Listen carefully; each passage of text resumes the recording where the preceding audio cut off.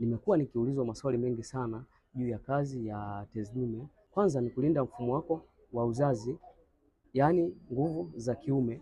Pili ni kulinda mfumo wako wa uzazi juu ya masuala ya magonjwa ya kuambukiza. Tatu, tengeneza manii au majimaji yanayoenda kusafirisha sperms katika mji wa uzazi wa mwanamke. Fuatana nami ili uendelee kujielimisha zaidi. Afya Solution ndio suluhisho la afya yako.